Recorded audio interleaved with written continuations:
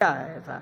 जैसे अखिलेश यादव हैं, माने सभ्य माने जाते हैं नेताओं में, और भी बहुत सारे नेता हैं, या बुलवाया जा रहा है किसी से कि उनके बारे में बोलिए, या स्वयं लोग बोल के टीआरपी करना नहीं, चाहते हैं? टीआरपी वगैरह की बात नहीं है। अखिलेश यादव वास्तव में चरित्रवान व्यक्ति है, न्यायप्रिय व्यक्ति है और सहनशील व्यक्ति है, इसमें कोई दो राय नहीं है। अखिलेश यादव अच्छे नेता भी रहे हैं, लेकिन मैं आपको बताऊं कि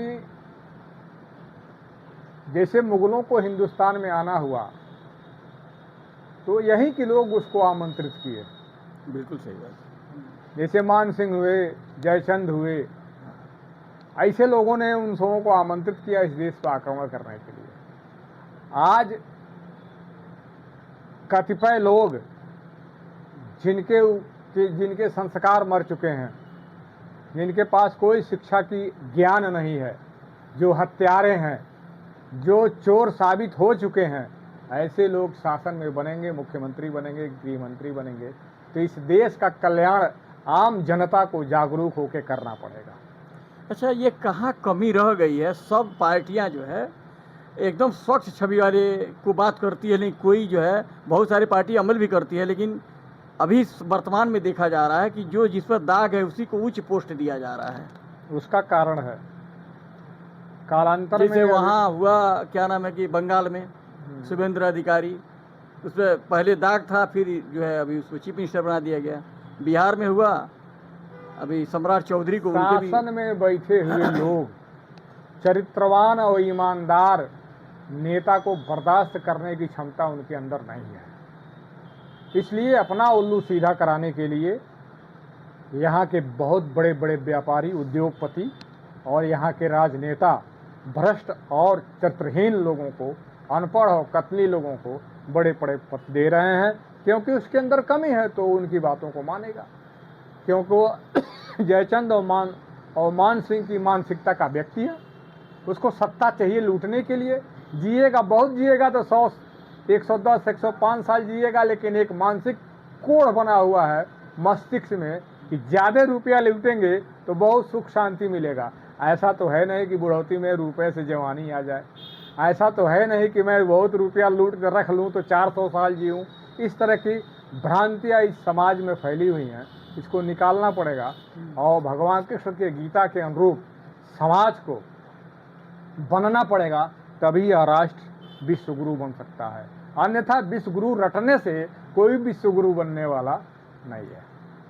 अच्छा, ये एक सवाल और है, ज़्यादा नहीं। ये जो है, जो संकट हमारे देश में आ गया है गैस को लेकर के, ईंधन पेट्रोल को लेकर के, यह कहाँ कमी रह गई है? हमारे नेता बोलते हैं कि विश्व गुरु भारत हो रहा है और भारत ही के लोग परेशान हो रहे हैं। उसे अपील किया जा रहा है कि आप ईंधन कम करें, पेट्रोल कम करें, ये सब अपील किया जा रहा है। ये क्यों ऐसा हो रहा है? देखिए, इसमें षड्यंत्र है और विश्व के जनमानस मानस पटल पर नेतृत्व की क्षमता भारत के अंदर नहीं रह गई है। सोचने समझने की क्षमता नहीं रह गई है, जिसकी वजह से यह समस्या आया है। और हमको तो लगता है कि षड्यंत्र में आम जनता का दोहन हो रहा है और बड़े बड़े उद्योगपतियों का दोहन करके उनका जेब भरा जा रहा है। इसी संघर्ष, इसकी बू मुझे आ रही है। जहाँ तक मेरा मस्तिष्क काम करता है, इस राष्ट्र का दोहन किया जा रहा है।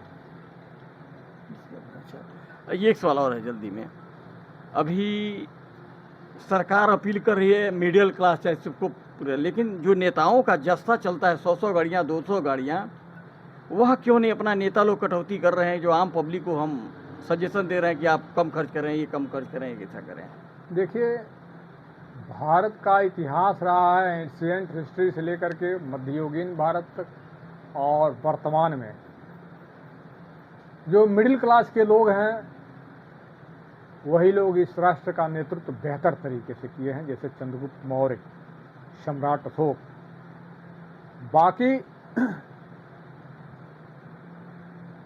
बाकी लोग जो सुख शांति और के लाभ के लिए इस राष्ट्र को एन केंद्र प्रकरण के द्वारा जनता में सत्यता और न्याय के अभाव के द्वारा सत्ता में बने हुए हैं, इन लोगों से राष्ट्र के विषय में कोई हमें उम्मीद नहीं है। और मैं अपनी व्यक्तिगत बात बताऊं कि मैं जो भी राष्ट्र के विषय में बोलता हूं, स्वार्थ रहित होकर बोलता हूं और जनमानस के हित में बोलता हूं, क्योंकि मैं